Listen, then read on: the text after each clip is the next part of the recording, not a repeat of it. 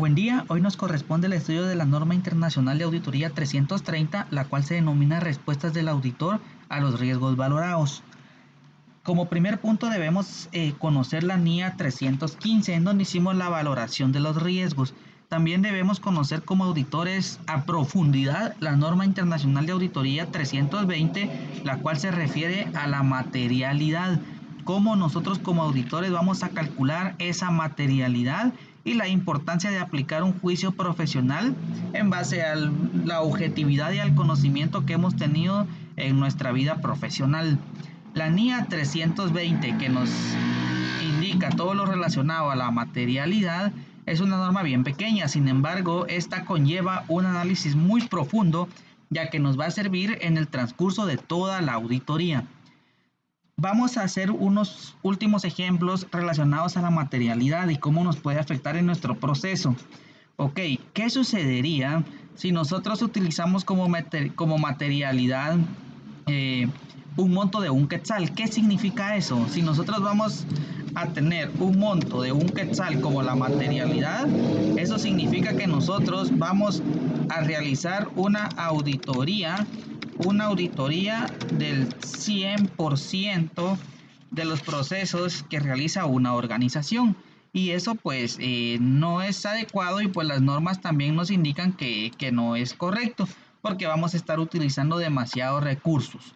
¿Ok? Y recuérdense que una limitación de la auditoría son los recursos. Por consiguiente, nosotros sabemos de que la auditoría, lo más importante es lo que nosotros vamos a auditar. Entonces, comúnmente nosotros vamos a identificar lo que es un monto, y ese monto, por ejemplo, nosotros vamos a identificar de que nuestra materialidad total son 20,000 quetzales. Eso significa que para las personas o los terceros interesados, una desviación de 20,000 quetzales para arriba pues ya es algo relevante que va a cambiar su toma de decisiones en algún momento. ¿Ok? El auditor define el alcance de la auditoría en base a este monto. En base a este monto nosotros vamos a determinar cuánto procedimiento de auditoría vamos a realizar sobre la población que la administración nos va a estar proporcionando. Ok, para hacerlo más ejemplificado, pues vamos a dibujar de este lado lo que es. Imaginemos que estos son los estados financieros. Ok, imaginemos que aquí tenemos nosotros lo que son los estados financieros. E imaginemos que también tenemos por esta otra parte lo que es el marco que vamos a utilizar para nuestra contabilización. Recordemos que existen marcos de cumplimiento, existen marcos de representación fiel. Imaginemos que nosotros vayamos a utilizar el marco de representación fiel de las NIF. ¿Qué nos indican las NIF? Las NIF nos dan una serie de normativas, de políticas, de guías en las cuales nosotros nos tenemos que basar para realizar el reconocimiento y la medición de los activos, pasivos, ingresos, gastos y patrimonio dentro de los diferentes estados financieros. Aquí podemos ejemplificar de que pudiera haber una desviación entre los estados financieros y el marco que se va a utilizar.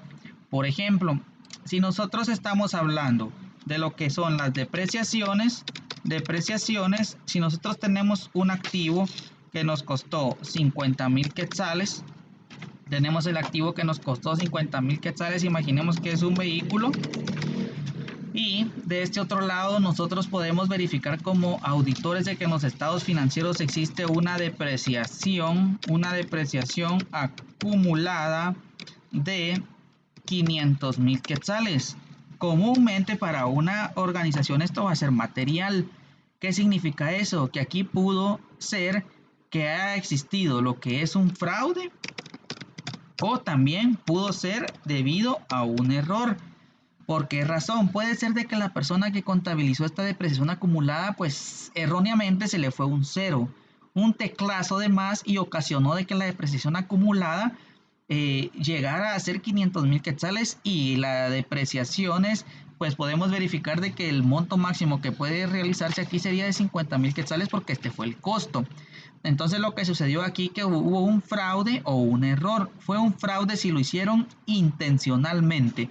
Y pues nosotros como auditores debemos detectar este tipo de inconsistencias. Al detectar estas inconsistencias, nosotros debemos manifestárselo a la administración y decirles de que aquí existe un error, por lo cual nosotros necesitamos que lo arreglen. Y si la administración no se compromete a arreglar este error o este fraude, pues nosotros ya podemos ir viendo si modificamos nuestra opinión de auditoría, y esto será comunicado siempre a la junta directiva o consejo de administración o para la autoridad que nosotros estemos trabajando.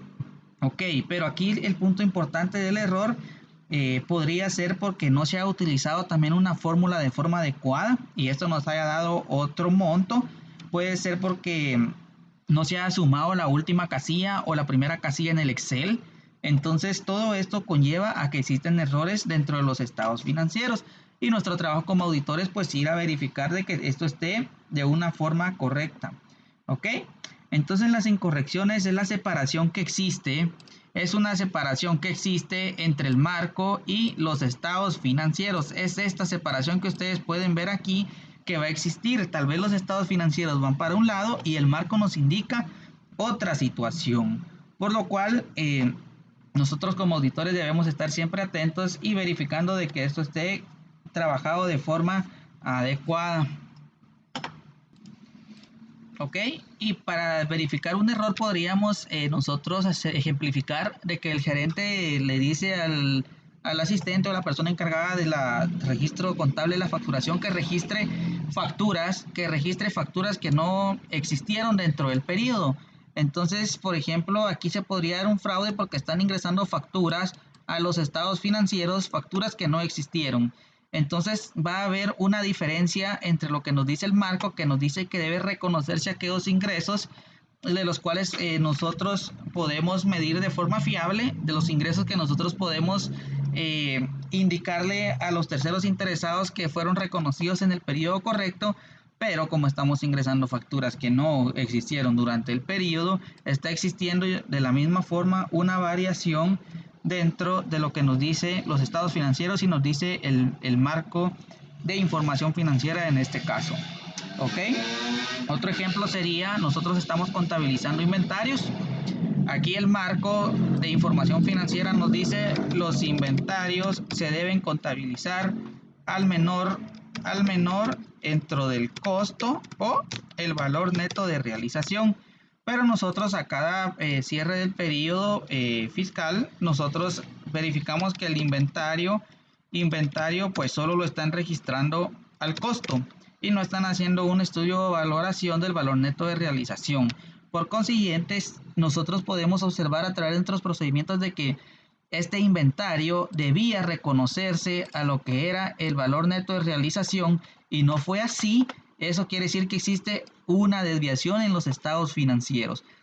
Ok, de todas estas desviaciones que hemos visto, puede ser de que sobrepase nuestra materialidad, que aquí en la depreciación acumulada hay una desviación de 450,000 quetzales y nuestra material era 20,000 quetzales. Estamos observando de que estamos sobrepasando nuestra materialidad.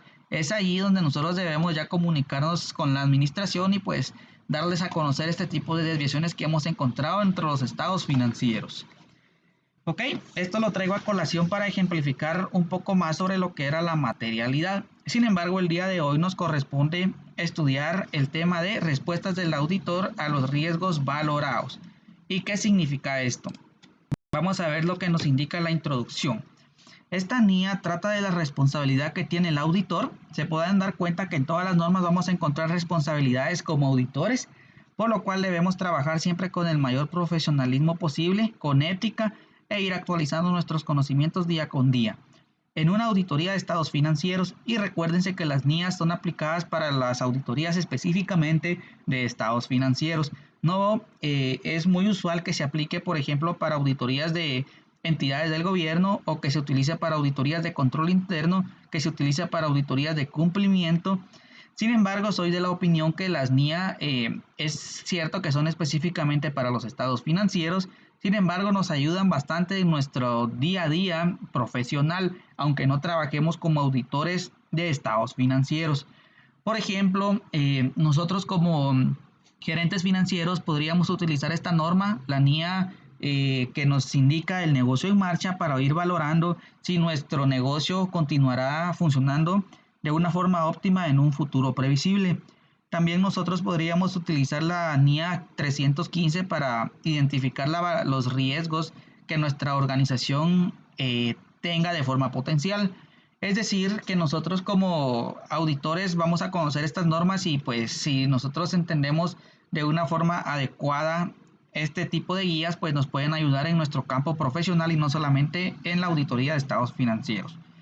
Ok, entonces esta es la responsabilidad del auditor, también de diseñar e implementar respuesta a los riesgos de incorrección material. ¿Cómo vamos a responder a los riesgos que existen? Y valorados por el auditor de conformidad con la NIA 315. Ok, nosotros vamos a determinar, como podemos ver aquí en la imagen, de que existen riesgos, pero nosotros como auditores vamos a hacer esa flechita roja que va a pasar encima de los riesgos porque nosotros tenemos la responsabilidad de hacer una evaluación de los riesgos y asimismo vamos a responder a estos riesgos. ¿Y cómo vamos a responder a los riesgos? Vamos a responder a los riesgos con evidencia que sea suficiente y adecuada. Y esta misma norma nos indica que podemos responder a estos riesgos con dos tipos de procedimientos o pruebas. Unas van a ser pruebas de controles y otras van a ser los procedimientos sustantivos, que va a ser estudio y análisis objeto de la conferencia del día de hoy. Aquí podemos ver que el objetivo de la NIA es que el auditor obtenga evidencia de auditoría suficiente y adecuada con respecto a los riesgos valorados de incorrección material mediante el diseño de implementación de respuestas adecuadas a dichos riesgos. Todo esto que nos está indicando esta NIA 330 pues se escucha bastante subjetivo. Sin embargo, la misma norma no nos indica los procesos exactos que debemos realizar, porque nosotros como auditores sabemos que las auditorías de cada organización son analizadas de forma distinta. Nosotros podemos ir a una entidad que venda comida para perros y podemos auditar a otra organización que se dedique a la venta de comida para perros. Sin embargo, los procesos, los riesgos, la toma de decisiones políticas van a ser diferentes, por lo cual debemos hacer un análisis crítico de cada entidad.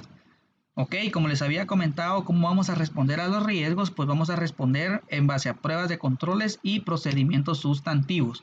Vamos a comenzar a analizar los procedimientos sustantivos. Procedimiento de auditoría diseñado para detectar incorrecciones materiales en las afirmaciones, incluyendo, dice, las pruebas de detalle de transacciones del saldo de información a revelar y procedimientos analíticos sustantivos. Esto nos dice que son los procedimientos sustantivos. Como pueden observar, se dividen en dos, en analíticos sustantivos y en pruebas de detalle. El mismo nombre nos va a dar la diferencia, pues las pruebas de detalle van a ser aquellos procedimientos que realizamos como auditores, donde realizamos un poco más de detalle con relación a los sustantivos, que van a ser un poco más de análisis, más críticos y más de conocimiento del entorno de la organización. Ok, y aquí los tenemos divididos. Podríamos mencionar algunos procedimientos sustantivos analíticos como análisis predictivo, análisis de datos, análisis de coeficientes y análisis de tendencias. Y las pruebas de detalle, pues la población completa podríamos nosotros verificar en aquellos casos en donde las organizaciones no tienen muchas transacciones durante el año. Por ejemplo, las generadoras de energía eléctrica que hacen 12 facturas a la administración del mercado mayorista, pues tenemos que verificar esas 12 transacciones, es decir, la población completa. Tendríamos que hacer un muestreo. Comúnmente se trabaja con muestreos en la auditoría, ya que nosotros como auditores tenemos la limitación a tener los factores de costos, ¿verdad? Entonces hacemos un muestreo y no verificamos toda la población. Imagínense estar verificando toda la facturación de una organización, estar verificando todos los cheques, todos los recibos. Eso llevaría mucho tiempo. Por consiguiente, comúnmente como auditores realizamos muestreos de este tipo de procedimientos. Ok, vamos a ver unos procedimientos sustantivos de forma ejemplificativa. Nosotros podemos observar de que en los procedimientos sustantivos nos ayuda bastante todo el análisis que tenemos estadístico, matemático, y es aquí donde nosotros podemos aplicar pues nuestros conocimientos que hemos adquirido en la profesión de contaduría pública y auditoría en nuestra carrera específica de los primeros años.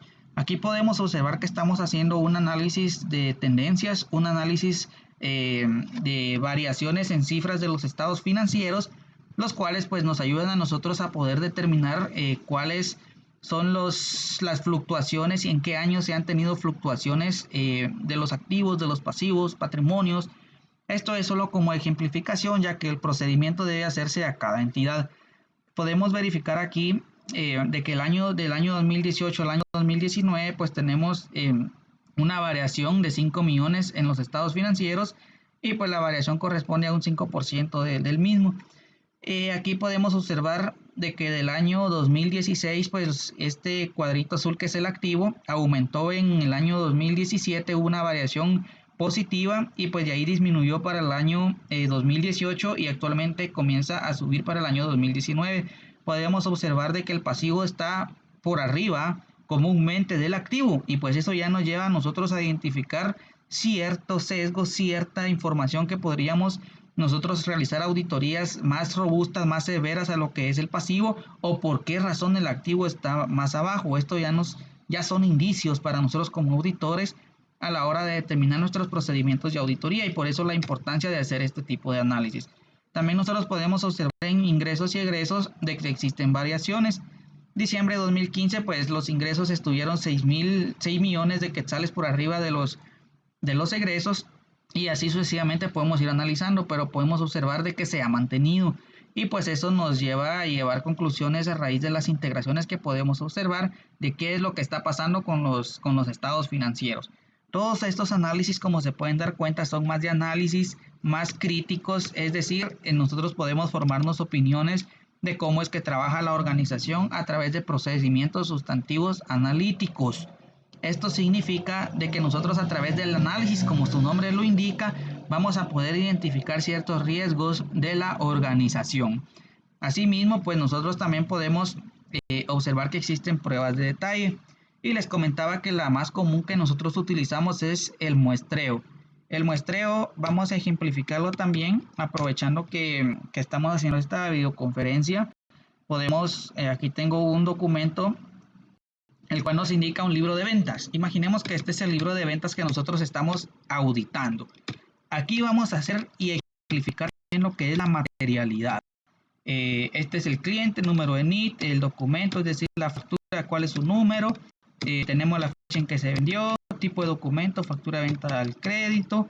Pues tenemos la venta, puede ser una venta de bienes o una venta de servicios. Aquí tenemos el IVA y aquí tenemos el monto con el IVA incluido.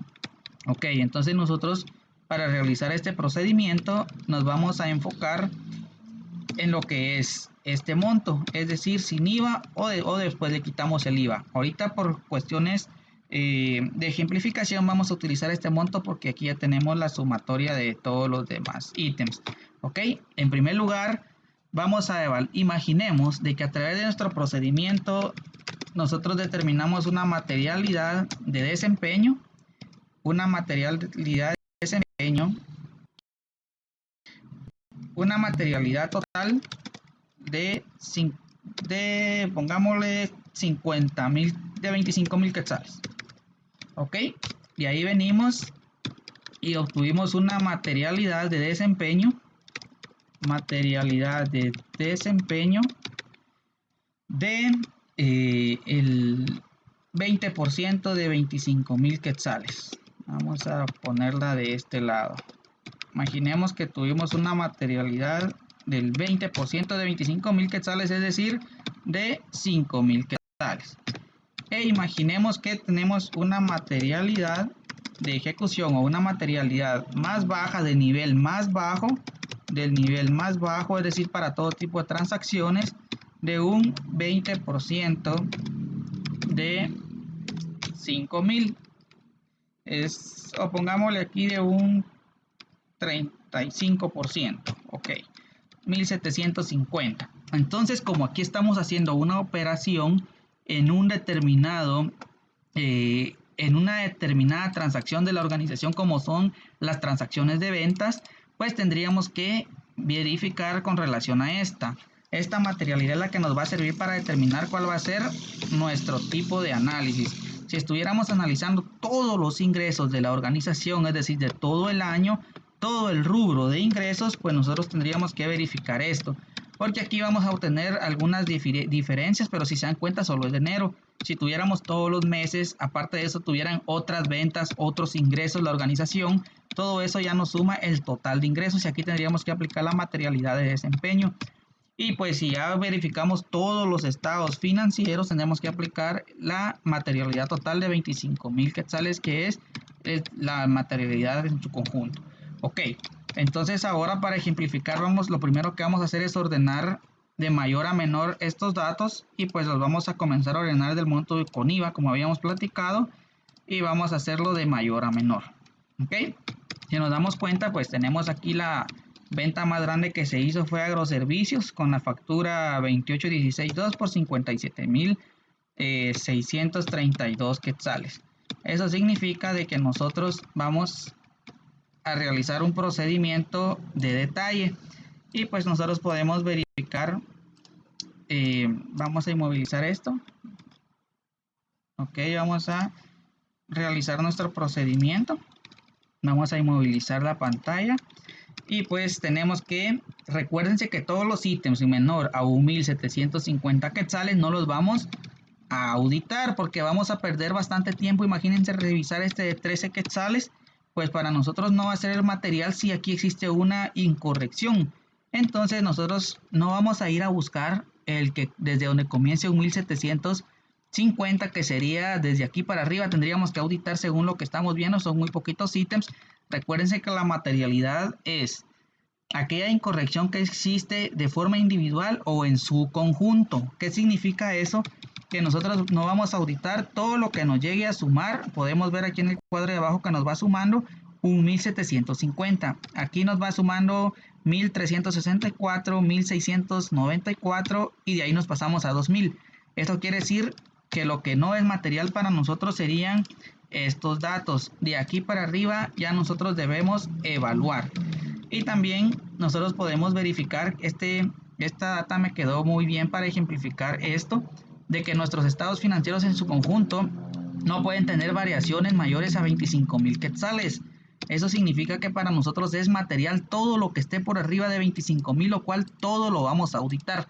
Eso quiere decir que estas dos las vamos a auditar de forma dirigida, es decir que no va a ser parte de nuestra muestra como tal, porque sí o sí tenemos que auditar y solicitar la documentación de estas ventas porque están sobrepasando nuestra materialidad total de 25,000 quetzales.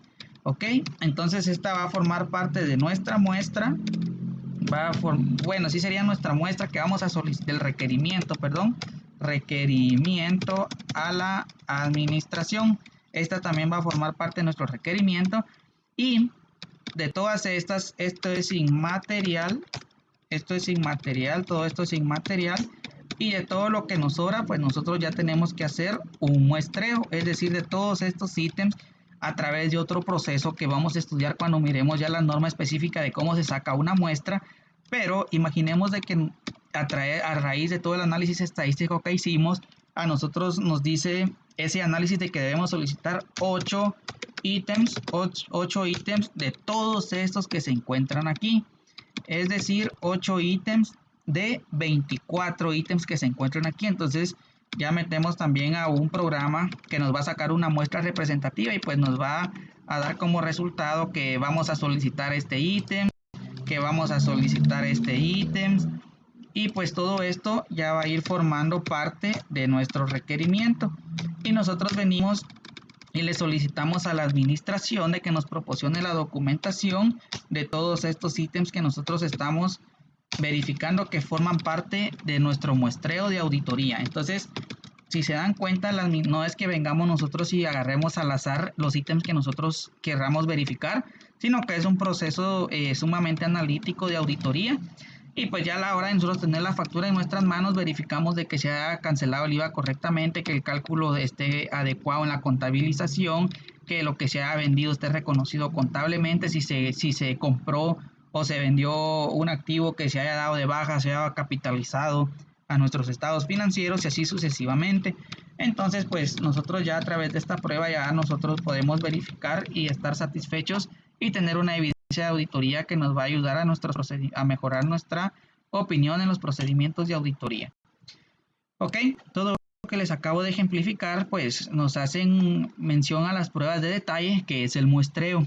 Ya les expliqué los análisis, como pudieron ustedes observar, son gráficas, estadísticas, variaciones, tendencias, correlaciones, estadística, matemática, economía. Por eso es tan importante tener una buena área básica de estudios en la universidad y poder sintetizar y aumentar el conocimiento CNEOS en el transcurso del tiempo.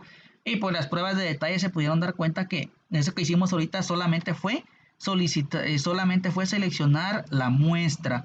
De ahí tenemos que pedírsela a la administración nos va a los documentos y ya hacemos nuestros procedimientos de auditoría que van a ser las pruebas de detalle como tal, y ahí vamos a documentarlo de forma adecuada y correctamente todo el proceso.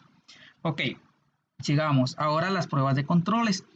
Son procedimientos de auditoría diseñados para evaluar la eficacia operativa de los controles en la prevención o en la detección y corrección de incorrecciones materiales en las afirmaciones.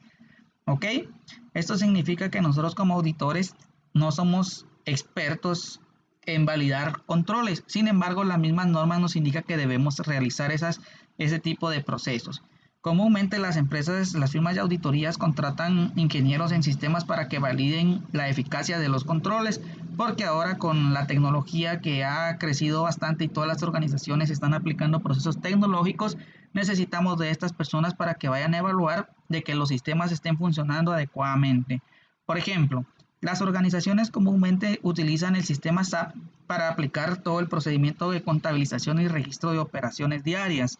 Esto significa que nosotros como auditores deberíamos conocer SAP, pero como comúnmente tenemos algunas debilidades en la tecnología, lo cual no debería ser así, se contratan ingenieros de sistemas para que estos vayan a validar que en SAP, por ejemplo, no se puedan registrar facturas que ya habían sido registradas, que no se puedan registrar o no se puedan duplicar ventas o compras, y todos esos tipos de procedimientos los realiza comúnmente un ingeniero en sistemas, pero nosotros lo deberíamos de poder realizar o entender para que al emitir la opinión pues sea en base a esto mismo.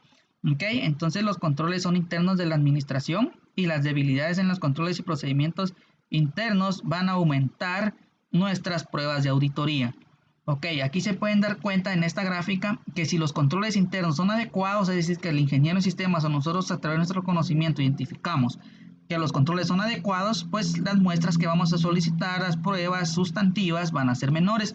Pero si las debilidades de los controles son bastantes, eso quiere decir que sí se pueden ingresar facturas duplicadas, que las partidas se pueden duplicar contablemente, que no hay segregación de funciones, es decir, no hay controles. Y si no hay controles es una debilidad para la organización y una debilidad para nosotros como auditores de que tenemos que realizar mayores pruebas sustantivas. Eso va a requerir más tiempo, más recurso humano y pues todo eso conlleva más costos. Ok, la evidencia durante el periodo intermedio. Comúnmente, pues cuando comenzamos las auditorías no es en diciembre, sino que es aproximadamente en junio, julio, que es cuando nos contratan como auditores y obtenemos evidencias en ese periodo, en junio, julio. Sin embargo, la norma nos dice que si existen cambios significativos, nosotros debemos de actualizar nuestro conocimiento y al final del año realizar otras pruebas de controles para verificar que todo sigue de la misma forma. Si llegara a haber una variación, pues nosotros debemos ya sea aumentar o disminuir nuestras pruebas de auditoría al final del año. Si se detectan desviaciones en los controles, el auditor determinará si las pruebas de controles que se han realizado proporcionan una base adecuada para confiar en los controles. Recuérdense que la tecnología cambia muy rápido. Un día puede ser la más óptima aplicación utilizada en las organizaciones, el otro día ya puede estar obsoleta. Y pues por eso la norma nos indica que debemos estar evaluando los controles también cuando existan cambios significativos y estar verificando el procedimiento. Como inciso B tenemos si son necesarias pruebas adicionales. Como les mencionaba, si existen cambios significativos van a ser necesarias. Resulta necesario responder a riesgos potenciales de incorrección materialmente procedimientos sustantivos. Y vamos a evaluar si solo nos podemos quedar con las pruebas de control o si va a ser necesario evaluar procedimientos sustantivos como analíticos o de detalle. Y ahora los procedimientos sustantivos dice que con independencia de los riesgos valorados de incorrección material, el auditor diseñará y aplicará procedimientos sustantivos para cada tipo de transacción. Nos podemos dar cuenta que para cada tipo de transacción, siempre y cuando esta obviamente sea material, ¿verdad? Si una transacción no es material, pues no vamos a aplicar los procedimientos de auditoría porque no va a ser como justificado ese tipo limitación que nos da la misma norma, que es los costos de auditoría. El auditor considerará si deben aplicarse procedimientos de confirmaciones externas de modo de procedimientos sustantivos de auditoría. ¿Qué significa esto? Las confirmaciones externas son aquella evidencia que nos proporcionan terceras personas que no es la administración. Por ejemplo, yo necesito saber cuánto tiene de efectivo, equivalente al efectivo en los bancos, la administración. Entonces yo le pregunto al banco, usted confírmeme que al 30 de diciembre del año 2019 esta empresa tenía X cantidad de dinero y cuántas cuentas tiene. Entonces el banco me contesta, esta organización tiene 3 cuentas en el banco, en la cuenta A tiene 3 millones, en la B 2 millones y en la C 1 millón. Toda esa información la administración ya no la había proporcionado, pero como nosotros somos escépticos en todo el procedimiento de auditoría, nosotros hacemos confirmaciones externas para que nosotros podamos validar los datos que la administración nos está dando. Lo que la administración nos proporciona se le denomina afirmaciones. Esas afirmaciones que ellos nos dan los podemos verificar con confirmaciones externas. O por ejemplo, nosotros estamos validando las ventas que se hicieron durante el año a un cliente potencial. La administración no nos quiere proporcionar la evidencia completa. ¿Qué hacemos? Pues nosotros podemos solicitar una confirmación a este cliente y que nos indique cuánto le compró a la organización. Y entonces el cliente ya nos va a dar a nosotros la información, y la información de terceros es más fiable que la información o evidencia que nos proporcione la administración. Ok, por eso estos procedimientos sustantivos deben ser analizados a conciencia y a juicio profesional del auditor para poder ir llenando la cubeta de la evidencia y que al concluir nuestra auditoría tengamos la evidencia suficiente y adecuada para emitir una opinión la cual sea coherente con los procesos o la realidad financiera de la organización. ¿Cómo vamos a responder a estos riesgos? Pues nosotros vamos a responder a los riesgos manteniendo un escepticismo profesional. Esto nunca debe cambiar. Todo el proceso de auditoría debemos ser escépticos, debemos indagar, no confiar en lo que nos diga la administración, no confiar en lo que nos digan los empleados. Debemos asignar empleados con experiencia también. Si vamos a auditar un banco, debemos asignar a personas que tengan experiencia esto para que guíen al equipo el encargo, para que nos orienten y para que nosotros podamos realizar procedimientos enfocados en donde existan mayores riesgos de la organización. Proporcionar más supervisión, pues nosotros como auditores, si sentimos que estamos siendo más supervisados, vamos a trabajar, bueno, no debería ser así, pero casi siempre funciona de la misma manera. Trabajamos de una mejor forma si sentimos que nos están supervisando, trabajamos mejor. Para mí, en lo personal, pues es un aliciente que me estén supervisando, porque yo sé que es importante el trabajo que estoy realizando y pues lo hago con la mejor calidad que yo pueda. Y también elementos adicionales de imprevisibilidad. ¿Qué significan los elementos adicionales de imprevisibilidad? Yo tengo mi plan de auditoría. Mi plan de auditoría es realizar pruebas de verificación de facturas, de cheques, ir a hacer inventario físico de activos, ir a hacer un recálculo de los intereses que se pagan al banco, ir a verificar los impuestos que está pagando la administración a la Superintendencia de Administración Tributaria, ir a verificar todo este tipo de fideicomisos, de procesos que tiene la administración. Pero en alguna oportunidad es importante que yo diga, bueno, hoy quiero hacer un proceso de imprevisibilidad. Su mismo nombre lo indica, algo imprevisible. Yo voy a ir, por ejemplo, a hacer un arqueo de caja en un día que yo no le avisé a la cajera que iba a llegar, para yo determinar si esta persona está trabajando de forma adecuada siempre, no solo cuando ella tiene conocimiento que se va a hacer el arqueo de caja. Por ejemplo, la organización me dice que tiene 5 personas que están dando capacitaciones. Ok, todos los martes dan capacitaciones. Un elemento de imprevisibilidad va a ser que yo un martes diga, hoy voy a ir a verificar de que esas 5 personas estén realizando capacitaciones. Entonces yo llego, les pido su DPI, o sea, todo correcto, muy bien. Sí existen las personas, sí están trabajando, y pues son elementos de imprevisibilidad que se pueden realizar en la auditoría para nosotros poder obtener otro tipo de evidencia. Esta norma nos indica sobre la naturaleza, el momento de realización y extensión de los procedimientos de auditoría. ¿La naturaleza qué es? La naturaleza significa aquellos procedimientos que voy a realizar, ya sean pruebas de control o procedimientos sustantivos. Los procedimientos sustantivos, como vimos, pueden ser procedimientos analíticos sustantivos o procedimientos de detalle. Y la extensión de la auditoría quiere decir cuánto voy a auditar. ¿Y de qué va a depender? Relacionamos con la NIA 330 materialidad o importancia relativa y va a depender de nuestra materialidad la extensión de nuestros procedimientos de auditoría. Porque si nosotros tenemos una materialidad de 10 millones, no va a ser la misma extensión de auditoría si tenemos una materialidad de 3 millones. Los procedimientos, si tenemos una materialidad de 3 millones, van a ser mayores porque tenemos que revisar más transacciones de la organización, afirmaciones o saldos contables. Dependiendo de las circunstancias, el auditor puede determinar que es suficiente aplicar solo procedimientos analíticos sustantivos. Nosotros a través de nuestros procedimientos podemos verificar que solo podemos realizar procedimientos analíticos, es decir, verificación del crecimiento de activos, verificación del crecimiento de los ingresos, cómo van creciendo los gastos dentro de la organización. Eso es lo que significa este cuadrante. En el segundo tenemos una combinación de procedimientos analíticos y pruebas de detalle. Es decir, que no nos conformamos solo con los procedimientos analíticos como evidencia, sino que nosotros estamos un poco escépticos y nuestro juicio profesional nos indica que debemos realizar más pruebas. Entonces realizamos pruebas de detalle para tener una mejor respuesta a los riesgos valorados. O nos puede decir que solo es adecuada las pruebas de detalle, es decir, que no necesitamos hacer procedimientos analíticos, sino que simplemente realizamos pruebas de detalle. Como se pueden dar cuenta, aquí no nos aparecen las pruebas de control. ¿Por qué razón? Y la vamos a ver en la siguiente diapositiva. Ok, la NIA 520 establece requerimientos y proporciona orientaciones para aplicación de procedimientos analíticos.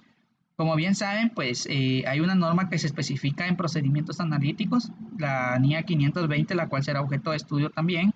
Y también hay una norma, como bien sabemos, que nos está indicando cuáles van a ser nuestras pruebas de detalles adecuadas. Por lo consiguiente, esto es solo como una introducción a lo que posteriormente también nosotros miraremos.